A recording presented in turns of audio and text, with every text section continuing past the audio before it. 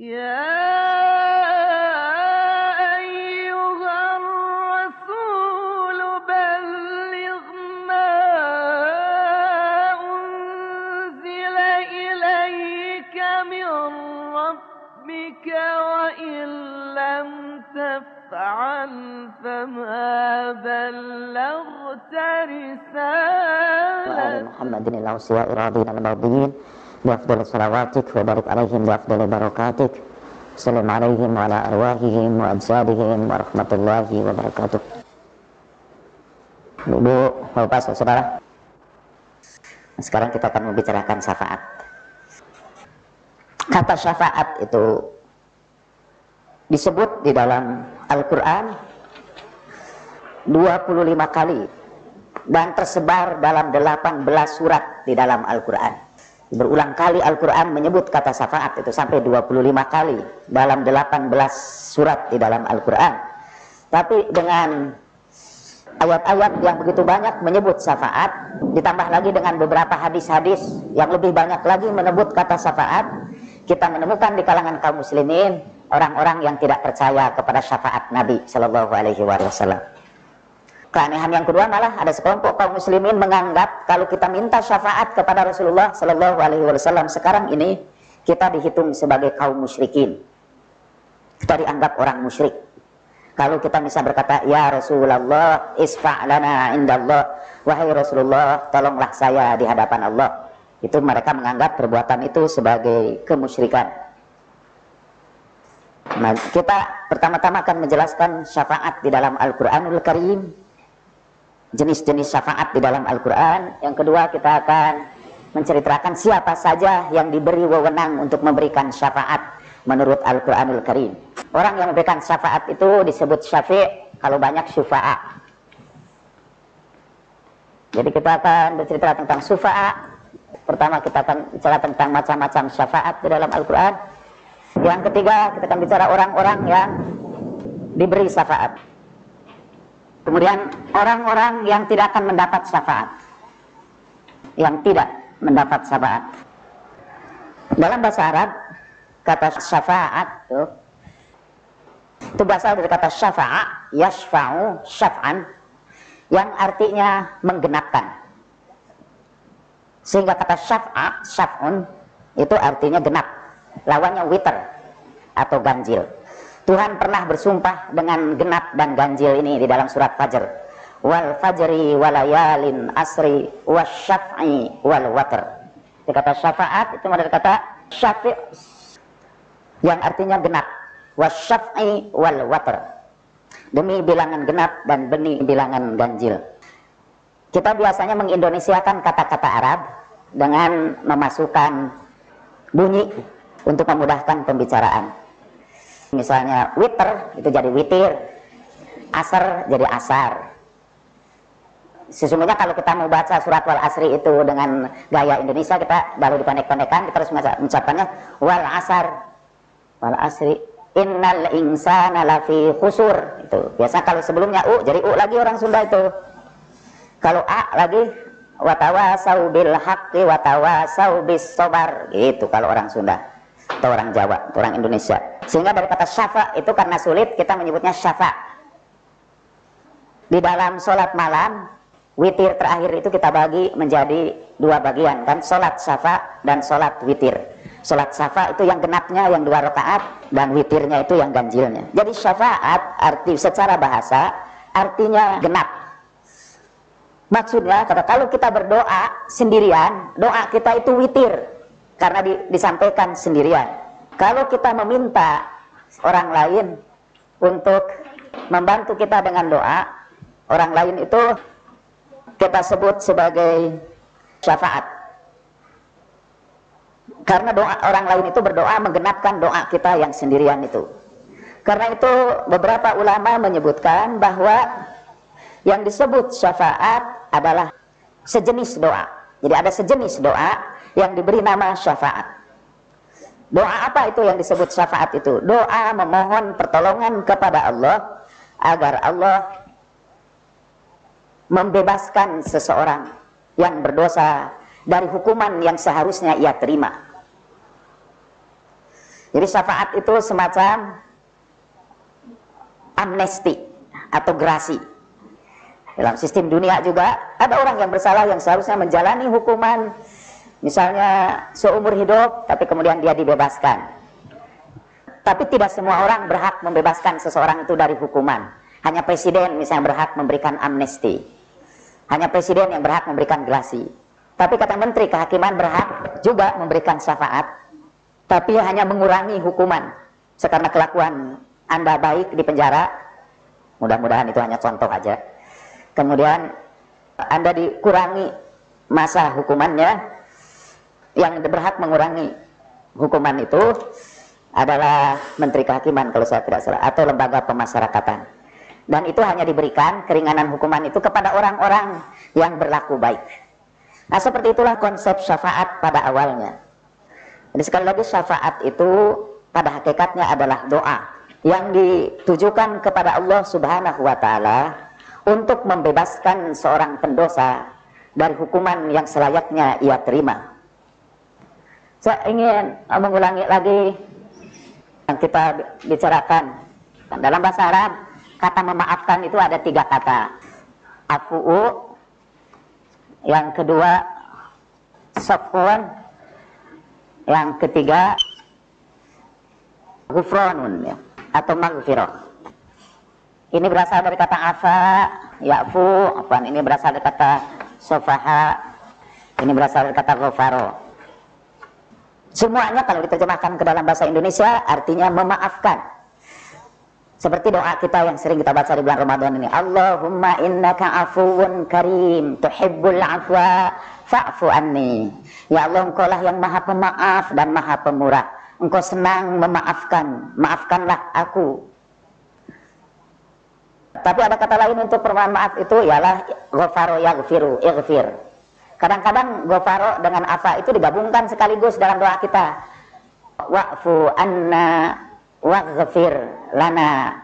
Dua-duanya dalam bahasa Indonesia maaf, sehingga supaya indah terjemahannya yang satu diganti dengan ampun.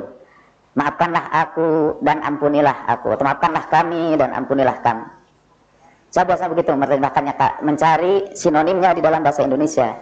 Tetapi dalam surat At-Taghabun, surat At-Taghabun itu surat ke-64, 3 kata ini disebut sekaligus.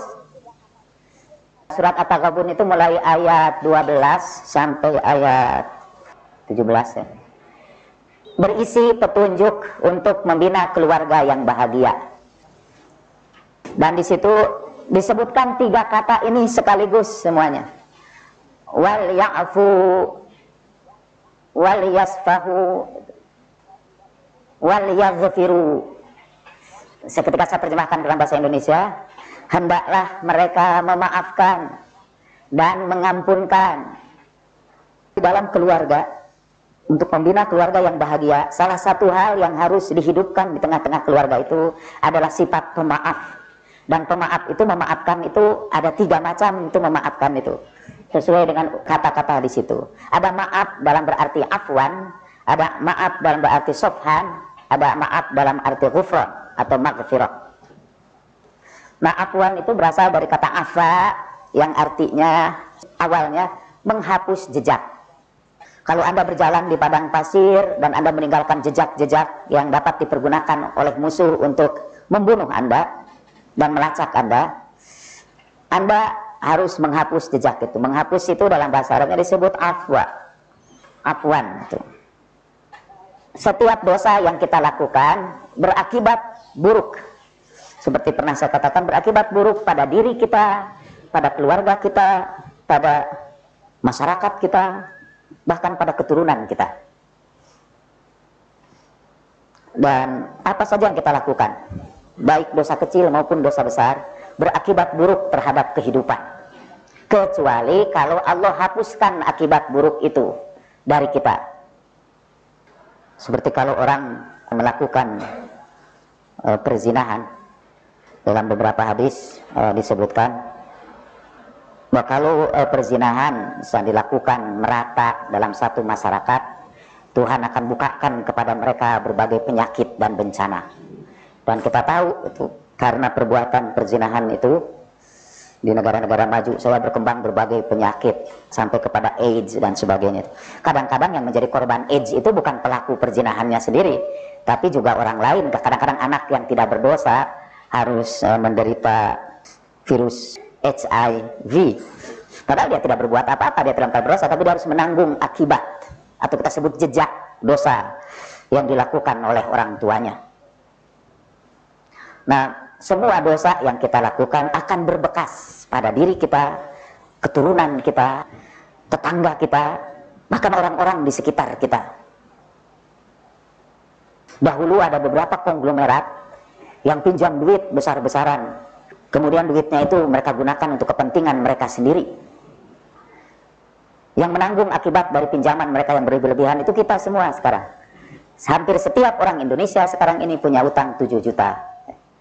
Bahkan yang baru lahir pun sudah kena utang 7 juta.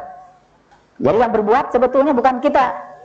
Saya tidak pernah merasakan. Jadi keluarga saya mungkin sekarang ada kira-kira 10 orang atau lebih, itu punya utang 70 juta.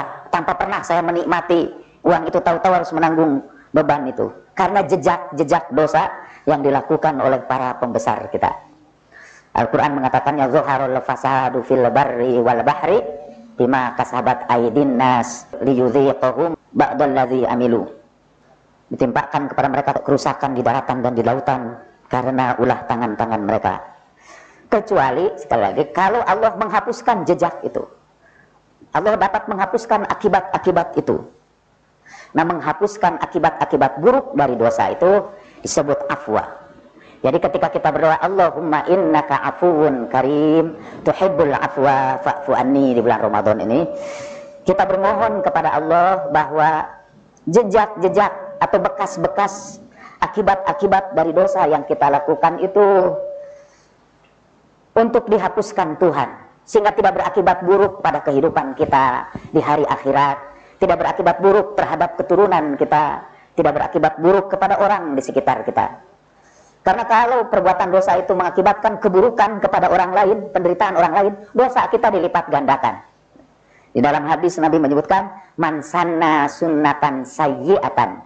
Barang siapa yang memulai perbuatan buruk, kebiasaan berbuat buruk, maka baginya dosa yang memulai perbuatan itu dan dosa yang menanggung akibat karena perbuatannya itu. Jadi dosanya berakumulasi. Jadi kalau Anda korupsi, kemudian karena korupsi Anda rakyat generasi ini menderita, sekian juta rakyat Indonesia menderita, itu dosanya dikalikan sekian juta. Kalau generasi berikutnya lagi berbuat dosa, kalikan lagi sekian juta. Sekiranya para malaikat menggunakan kalkulator kita, mungkin sudah tidak cukup itu untuk menghitung dosa. Afwun itu artinya menghapuskan bekas-bekas dosa. Kata sofaha, yasfahu, sofhan, artinya tidak menjatuhkan hukuman kepada orang yang selayaknya mendapatkan hukuman. Jadi dalam kata ampunan, di dalam bahasa Arab, dalam kata ampunan Tuhan itu, Tuhan itu mengampuni seseorang pertama dengan menghapus akibat-akibat buruk dari dosa yang dia lakukan. Karena kata Al-Quran, man amila su'an yujza bih, siapa yang berbuat buruk pasti dia harus mendapat hukumannya. Tapi dengan ampunan Tuhan, hukuman itu dibebaskan. Walaupun dia layak untuk menerima hukuman itu dibebaskan. Nah, itu namanya sofha. Nah, kemudian ghafaro. Kata ghafaro berasal dari ghafaro yaghfiru ghufranan wa maghfiratan. Arti awalnya ghafaro itu menutupi, menyembunyikan, menghilangkan. Orang Arab mengatakan ghafaro syaiba bil khidabi. Dia menyembunyikan ubannya dengan mencelup rambutnya. Saya baru perubahan milenium lah, tahun 2000 dan 2001 punya uban. Disarankan agar uban saya disembunyikan supaya tetap tampak muda. Tapi saya menolak itu karena kata Nabi, uban itu adalah kilatan cahaya ilahi. Jadi ini cahaya ilahi, tidak mau saya sembunyikan. Berarti bahwa saya sudah sangat dekat untuk kembali kepada dia. Ini surat-surat malakal maut yang dikirimkan kepada saya. Memang ada cerita kata malaikat Israel itu ketika mau mencabut nama Ibrahim, Nabi ini bikin janji dengan malaikat Israel. Kalau mau ngambil nyawa saya, beritahu saya dulu sebelumnya supaya saya bisa siap-siap lah gitu. Tiba-tiba malaikat Israel itu datang pada waktunya. Dia ditegur oleh seorang nabi itu, kamu kok tidak beritahu sebelumnya? Kata dia, bukankah aku sudah kirim surat-surat pemberitahuan kepada kamu? Lalu disebutkan, itu uban kamu yang bertambah di kepala itu adalah surat-suratku. Itu my email I am sending to you. Ya, kemudian keriput-keriput di kulit kamu, ya, tulang-tulang yang mulai bergerak ketika kamu bergerak, dan surat-surat malakal maut. Balik lagi, nah kata ghafaro itu artinya menyembunyikan. Seluruh karena kosmetik perempuan diciptakan untuk menyembunyikan jejak-jejak usia. Jadi setiap tahun bertambah, tahun-tahun itu meninggalkan jejak-jejak di mulut, di kulit, di seluruh tubuh. Sebetulnya bukan tubuh perempuan saja, juga tubuh laki-laki. Cuma hanya perempuan yang punya kecenderungan untuk menyembunyikan bekas-bekas peninggalan usia itu. Nah, menyembunyikan itu dalam bahasa Arabnya disebut ghafara. Nah, ketika Tuhan mengampuni seseorang, Tuhan juga menyembunyikan aib orang itu. Menyembunyikan dosa itu sampai tidak ada seorang pun yang tahu. Pekerjaan Tuhan ialah menyembunyikan aib kita. Sekiranya seluruh aib kita ini dibukakan Tuhan, kita sudah tidak akan sanggup berjalan lagi di hadapan orang banyak itu. Ada percakapan seorang sufi Sana'i katanya dengan Tuhannya di dalam salat malamnya. Dia mendengar suara, hei Sana'i, sekiranya aku bukakan seluruh dosa-dosa kamu kepada umat manusia, orang akan melempari kamu dengan batu. Lalu Sana'i berkata, Tuhan, sekiranya aku juga bukakan kepada semua orang besarnya kasih sayangmu, engkau tidak akan disembah lagi di bumi ini. Karena kalau kita tahu bahwa Tuhan itu maha penyayang, kita sudah tidak merasa perlu beribadat lagi, karena ibadat kita akan ditutup oleh besarnya kasih sayang Allah. Lalu kata Tuhan, kalau dalam bahasa Sunda, ngeslah tong loba omong, gitu. Nah, apa yang disebut syafaat? Ya. Syafaat itu adalah permohonan atau doa seorang pemberi syafaat kepada Allah Subhanahu wa Ta'ala untuk memberikan yang 3 hal itu kepada orang-orang yang berdosa. Untuk menghapuskan bekas dosa orang itu, untuk membebaskan orang itu dari hukuman, dan untuk menutup aib-aib yang pernah dilakukannya. Nah, jadi yang disebut syafaat adalah permohonan seseorang kepada Allah untuk menghapuskan akibat dosa seseorang yang lain, bukan dosa dia, seseorang yang lain, untuk membebaskan orang itu dari hukumannya, dan untuk menutup segala aib dan dosa-dosa yang pernah dilakukannya. Nah, itu yang kita sebut syafaat.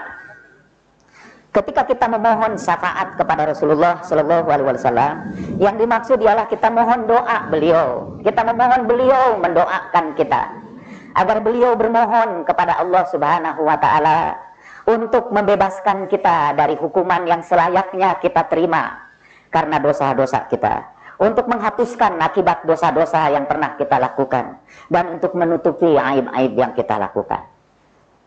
Pertanyaan sekarang, apakah permohonan syafaat itu terjadi hanya di hari akhirat saja? Ada berapa mazhab itu tentang syafaat itu? Satu berpendapat tidak ada syafaat sama sekali, baik di dunia maupun di akhirat. Itu satu kelompok. Kawan-kawan kita dari Persatuan Islam atau Muhammadiyah masuk kelompok ini. Saya karena saya orang Muhammadiyah masuk kelompok ini juga dulu. Yang kedua, ada yang berpendapat bahwa syafaat itu, ada itu syafaat itu, tapi hanya pada hari kiamat saja. Di dunia ini tidak ada syafaat. Jadi kita di dunia ini tidak boleh minta syafaat kepada Nabi. Jadi kalau kita ziarah ke makam Nabi, kemudian kita berkata, ya Rasulullah, mohonkan ampunan kepada Allah buat saya dan keluarga saya. Doakan saya ya Rasulullah supaya segera mempunyai cucu misalnya. Itu minta syafaat kepada Nabi, minta doa Nabi. Nah, kata sebagian orang, meminta doa kepada Nabi sekarang ini di dunia, minta bantuan Nabi untuk berdoa kepada Allah buat kita di dunia ini, sekarang ini, musyrik itu. Lalu kalau kita katakan Kenapa dulu para sahabat sering meminta doa kepada Rasulullah? Ya, itu tidak musyrik karena Rasulullah waktu itu masih hidup. Sekarang ini katanya Rasulullah tidak hidup lagi. Jadi tidak boleh kita meminta doa kepada orang yang sudah mati. Kalau ibu-ibu atau bapak-bapak ziarah ke kuburan orang tua, kemudian minta doa kepada orang tua itu tidak boleh katanya. Minta-minta kepada yang sudah mati itu hukumnya musyrik. Dan kalau orang musyrik, hapus seluruh amalnya. Sebetulnya ada kelanjutannya. Kalau orang musyrik, itu tidak boleh dia menikah dengan orang Islam. Tidak boleh itu dalam hukumnya. Dulu saya pernah berdebat dengan kawan saya itu di Muhammadiyah. Kalian itu tidak boleh menikah sama orang NU yang suka minta syafaat kepada kuburan Rasul atau para wali. Karena orang NU itu musyrik. Dan menurut Al-Quran, haram seorang muslimah menikah dengan seorang musyrik. Kawan saya itu juga malah melebarkan musyrik itu waktu itu, dan sampai sekarang masih ada kawan saya yang seperti itu. Menghormati bendera itu pun musyrik.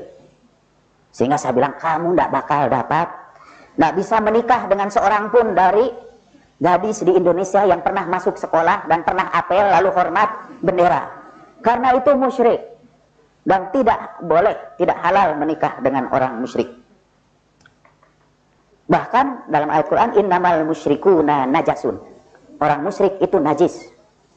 Jadi kalau orang Muhammadiyah bersentuhan tangan dengan orang NU, dia harus mandi besar. Karena orang NU itu najis. Sekarang ada sekelompok saudara kita yang menganggap orang Islam yang tidak ikut sama imam mereka itu najis. Sehingga kalau selesai wudhu, kemudian bekas injakan kakinya itu ada di masjid, mereka hapus dulu itu. Karena kalau mereka mengenai bekas yang basah dari injakan orang yang musyrik itu, mereka harus mandi. Itu pun yang membuat saya berpikir, kayaknya keterlaluan juga itu. Malah mayoritas musyrik akhirnya. Dan saya tidak bisa hidup lagi. Bahkan di negara Islam sekalipun. Yang kedua itu berpendapat, memohon syafaat itu pun hanya boleh pada hari akhirat saja. Kita pun di dunia boleh memohon syafaat, tapi untuk hari akhirat. Tidak boleh memohon syafaat untuk urusan dunia ini. Yang ketiga, mazhab yang ketiga adalah mazhab yang berpendapat bahwa syafaat itu berlaku di dunia dan di akhirat. Dan karena itu kita dianjurkan untuk meminta syafaat Rasulullah itu baik di dunia maupun di akhirat. Di antara cara-cara untuk mengembangkan kecintaan kita kepada Rasulullah ialah kebergantungan kita kepada kasih sayang Rasulullah.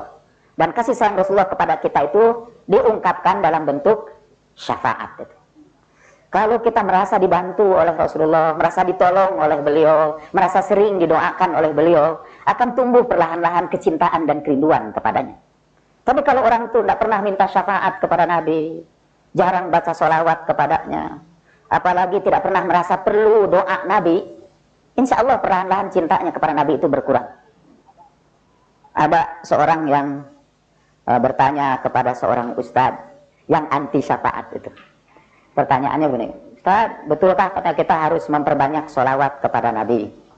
Karena Al-Quran mengatakan innallaha wa malaikatahu yusholluna 'alan nabi dan seterusnya. Lalu ustadz itu menjawab, yang dimaksud sholawat di situ ialah mengikuti sunnah Nabi Shallallahu Alaihi Wasallam. Katanya gitu. Jadi hidup kita ini harus berdasarkan sunnah, bukan mengucapkan Allahumma sholli ala Muhammad wa ali Muhammad. Kalau saya ada di situ mungkin saya akan berkata, di antara sunnah Nabi itu ialah mengucapkan Allahumma sholli ala Muhammad wa ali Muhammad. Nah sekarang kita akan lihat keseluruhan pendapat ini dari Al-Quran dan As-Sunnah. Karena pertama syafaat di dalam Al-Quranul Karim. Kalau kita perhatikan ayat-ayat Al-Quran, kita akan menemukan pertama kelompok ayat-ayat Al-Quran yang membatasi orang-orang yang berhak memberikan syafaat. Siapa saja yang diberikan wewenang oleh Allah untuk memberikan syafaat itu. Yang kedua, ada ayat-ayat dalam Al-Quran yang menentukan orang-orang atau kelompok-kelompok yang akan memperoleh syafaat. Pertama ada ayat Al-Quran tentang syufa'a, orang-orang yang dapat memberi syafaat.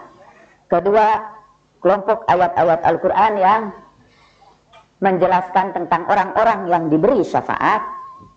Dan yang ketiga, kelompok ayat-ayat yang menjelaskan orang-orang yang tidak akan memperoleh syafaat. Kita akan mulai dari ayat yang pertama. Siapa saja yang berhak memberikan syafaat kepada kita. Pertama, beberapa contoh dari ayat-ayat yang menunjukkan orang yang berhak memberikan syafaat. Yang pertama, dalam Al-Quran, orang yang berhak memberikan syafaat adalah orang yang mendapat izin dari Allah untuk mendapat syafaat. Seperti ditegaskan di dalam ayat kursi, man zalladzi yashfa'u indahu illa bi'idnih. Siapa lagi yang dapat memberi syafaat selain orang yang telah Allah izinkan dia untuk memberi syafaat. Jadi ada orang yang diizinkan Allah untuk memberikan syafaat. Nah, siapa yang diizinkan Allah untuk memberikan syafaat itu? Dalam surat Toha, surat 20 ayat 109, Allah berfirman, Yauma idzil la tanfa'us syafa'atu illa man adzina lahu rahmanu wa radiya lahu qawla. Pada hari itu tidak bermanfaat syafaat. Tidak ada gunanya syafaat itu kecuali orang-orang yang diizinkan oleh Tuhan yang Maha Pengasih, yang Allah ridhoi pembicaraannya. Menurut para ahli tafsir, orang yang dalam hidupnya itu dapat mengendalikan lidahnya, yang pembicaraannya itu selalu berada dalam kebenaran, yang tidak pernah menggunakan lidahnya untuk menyakiti orang lain, untuk memaki, untuk mengecam orang lain, ya adalah termasuk orang-orang yang mendapat izin untuk memberikan syafaat. Dan siapa itu yang jelas-jelas pembicaraannya itu selalu benar walaupun dalam keadaan marah sekalipun, yaitu Nabi Shallallahu Alaihi Wasallam. Ketika kepada Rasulullah Shallallahu Alaihi Wasallam ada Abdullah ibn Amr ibn Al-As yang mengadu karena Abdullah bin Amr itu sering menuliskan hadis-hadis Nabi. Dia ditegur oleh sahabat yang lain, kamu tulis semua ucapan Nabi, padahal Nabi itu kan kadang-kadang marah, kadang-kadang ridho. Lalu dia datang kepada Nabi, ya Rasulullah, katanya saya dilarang itu untuk menulis hadis-hadismu. Kata Rasulullah, tuliskan, karena dalam keadaan marah dan ridho aku selalu berkata yang benar. Al-Quran mengatakan, la yantiqu anil hawa in huwa illa wahyu yuha. Dia tidak pernah bicara berdasarkan hawa nafsunya. Tidak lain itu hanya wahyu yang diterimanya. Al-Quran menyebut itu wa radiya lahu qawla, yang Allah ridho dengan segala pembicaraannya. Nah, Nabi SAW itu berhak memperoleh syafaat. Kemudian surat Az-Zukhruf, surat 43 ayat 86. Digabungkan dengan surat Maryam, surat 19 ayat 87. Dalam surat Maryam, Tuhan berfirman, la yamlikuna syafa'ata illa man ittakhadha inda rahmani ahda. Tidak akan mampu memberikan syafaat kecuali orang yang sudah mengambil perjanjian dengan Tuhan yang Maha Pengasih. Ahda itu perjanjian atau baiat, orang yang sudah berbaiat dengan Allah, orang yang sudah berjanji untuk menjalankan dan menyampaikan firman Allah kepada umat manusia. Nah, itu adalah para rasul atau orang-orang yang punya misi untuk menyampaikan ajaran Allah. Kemudian di dalam surat Az-Zukhruf, surat 43 ayat 86, wala yamlikul ladzina yad'una min dunihi syafa'ata illa man syahida bil haqqi wa hum ya'lamun. Tidaklah orang-orang yang kamu panggil selain dia itu, maksudnya selain Allah, yang kamu seru selain Allah itu, dan mampu memberikan syafaat kecuali orang-orang yang menyaksikan kebenaran dan mereka mengetahui kebenaran itu. Ayat-ayat yang seperti itu, siapa saja yang berhak memberikan syafaat itu dalam surat Al-Baqarah ayat 48, 123, 254, 255, surat An-Nisa 85, Al-A'raf 53, Al-Anbiya 28, As-Su'ara 100. Ayat-ayat yang menunjukkan orang-orang yang diberi izin oleh Allah untuk memberikan syafaat. Itu menurut ayat Al-Quran. Kita masih bicara syafaat di dalam Al-Quran. Sekarang orang-orang yang tidak akan mendapat syafaat. Dan biasanya ayat-ayat ini digunakan oleh saudara-saudara kita untuk menolak adanya syafaat itu. Tidak ada syafaat itu. Lalu dibacakanlah ayat-ayat itu. Padahal ayat itu berkenaan dengan orang-orang yang memang tidak akan memperoleh syafaat Nabi. Misalnya orang yang kafir. Orang yang kafir tidak akan mendapat syafaat. Ayat-ayat tentang tidak ada syafaat di hari kiamat itu hanya untuk orang-orang kafir. Tapi oleh saudara kita itu dinisbahkan juga kepada orang Islam juga. Misalnya ayat surat Al-Baqarah 254. Ya ayyuhalladzina amanu anfiqu mimma razaqnakum min qabli an ya'tiya yaumun la bay'un fihi wala khullatun wala syafa'atun wal kafiruna humuz zalimun. Hei orang-orang yang beriman, infakkanlah sebagian rizki yang kami berikan kepadamu sebelum datang satu hari ketika tidak ada di situ jual beli, tidak ada di situ persaudaraan, tidak ada di situ syafaat, dan orang-orang kafir itu termasuk orang-orang yang zalim. Jadi ayat itu sebetulnya menyebutkan tentang orang-orang kafir yang tidak akan memperoleh syafaat. Dalam tafsir Toba-Tobai disebutkan kafir di sini bukan juga kafir non-muslim, tetapi yang kufur kepada nikmat Allah. Dan ciri kufur terhadap nikmat itu tidak mau menginfakkan sebagian rezeki yang Allah berikan kepadanya itu. Karena itu kan ayatnya dimulai, hei orang beriman, infakkan rezeki kamu itu sebelum nanti datang masanya kamu terlambat, tidak lagi bisa menggunakan rezeki kamu itu untuk memperoleh keselamatan. Dan mereka dihitung sebagai orang-orang kafir. Dalam Al-Quran tidak semua orang kafir itu non-muslim. Bahkan kebanyakan kafir dalam Al-Quran itu orang Islam. Misalnya orang-orang yang diberi nasihat atau tidak diberi nasihat, tidak berubah pendiriannya. Innal ladzina kafaru sawa'un 'alaihim a'anzartahum am lam tunzirhum la yu'minun. Ada juga kufur dalam Al-Quran itu dalam arti kufur nikmat. Seperti wa may yashkur fa innama yashkuru li nafsi wa man kafara fa innallaha ghaniyyun hamid. Siapa yang bersyukur, dia sebetulnya bersyukur untuk dirinya sendiri juga. Tapi siapa yang kufur, maksudnya ini kufur nikmat. Dan ciri kufur nikmat itu ialah tidak mau menginfakkan rezekinya. Saya belakangan ini menitik beratkan betul kewajiban kita untuk menginfakkan rezeki itu, terutama di bulan Ramadan. Mafhum mukhalafahnya. Mafhum mukhalafah itu kalau dalam istilah usul fikih, biasanya satu ayat itu punya arti yang berkaitan dengan itu, ada implikasinya, lalu ada implikasi yang bertentangan dengan itu. Jadi seperti ayat ini, kepada orang yang bepergian diizinkan kepada mereka untuk berbuka puasa dan mengkodok puasanya pada hari yang lain. Mafhum mukhalafahnya ialah orang yang tidak bepergian tidak boleh buka puasa, gitu.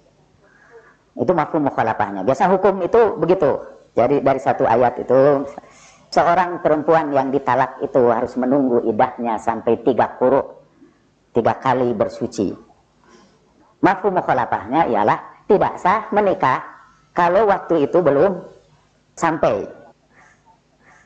Nah sekarang dalam ayat ini, orang yang kufur nikmat, yang tidak mau menginfakkan rezeki sebagian dari rezekinya, mimma razaqnahum, tidak seluruh rezekinya yang harus diinfakkan, sebagian rezekinya, baginya tidak ada syafaat dari siapapun nanti pada hari kiamat itu.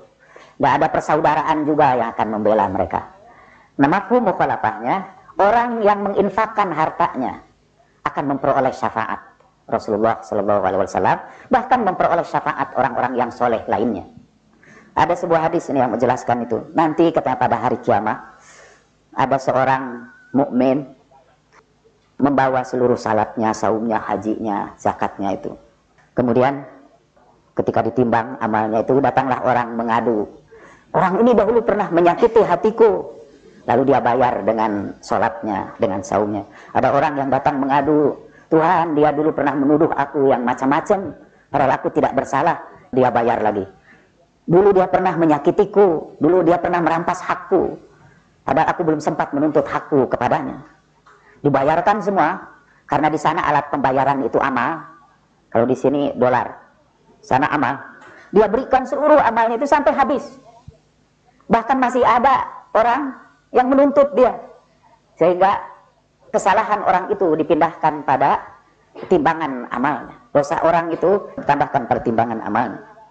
Sehingga dia melihat bahwa timbangan amal solehnya itu sangat ringan. Dan menurut Al-Quran, fa'amma man khaffat mawazinuhu fa'ummuhu hawiyah. Orang yang ringan timbangannya itu nanti tempat kembalinya adalah neraka hawiyah. Wa ma adraka ma hiya. Tahukah kamu apa neraka hawiyah itu? Narun hamiyah. Itu api yang menghancurkan, api yang meluluh lantakkan. Dalam keadaan bingung begitu, mungkin kalau secara dramatis, dia sudah menutup wajahnya, dia sudah tahu hari akhirnya itu akan seperti itu. Datanglah seorang saleh ke situ, dan dia mengenalnya. Kemudian dia berkata, Tuhan, orang ini dulu pernah memelihara aku, membantuku, membesarkanku, menolongku, membantuku untuk belajar amal-amal soleh. Aku berhutang budi kepadanya, karena dialah maka aku bisa beramal soleh selama di dunia ini. Dan sekarang aku serahkan seluruh amal salehku itu pada timbangan amalnya. Dan Tuhan berkata kepadanya, Fabima tadkhulul jannah. Kalau engkau serahkan seluruh amal salehmu ke situ, maka dengan apa kamu akan masuk surga? Lalu orang itu berkata, Birahmatika ya Rabb. Dengan kasih sayangmu wahai yang paling pengasih. Lalu Tuhan berkata, engkau sangat dermawan dan aku adalah yang maha dermawan. Aku lipat gandakan amal salehmu karena kedermawananmu kepada kawanmu. Dan kedua-duanya masuk surga.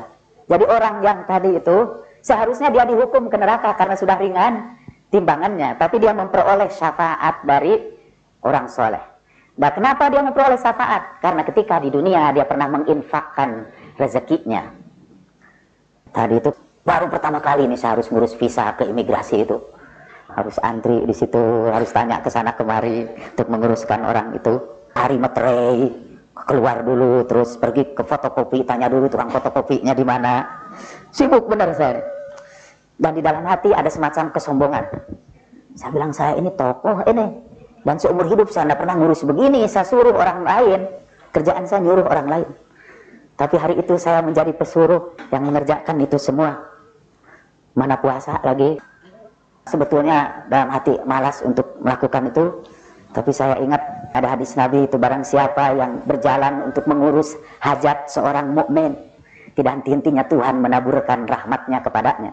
Dan di dalam hadis disebutkan, itu dari Ibnu Abbas, orang yang memenuhi kebutuhan seorang mukmin mempunyai pahala sama dengan orang yang iktikaf puluhan tahun di Masjid Nabawi. Dan saya merasa, saya ini orang yang ibadah itu sangat kurang. Kalau dibandingkan dengan puluhan tahun iktikaf di Masjid Nabawi, itu membantu memenuhi keperluan seorang mukmin.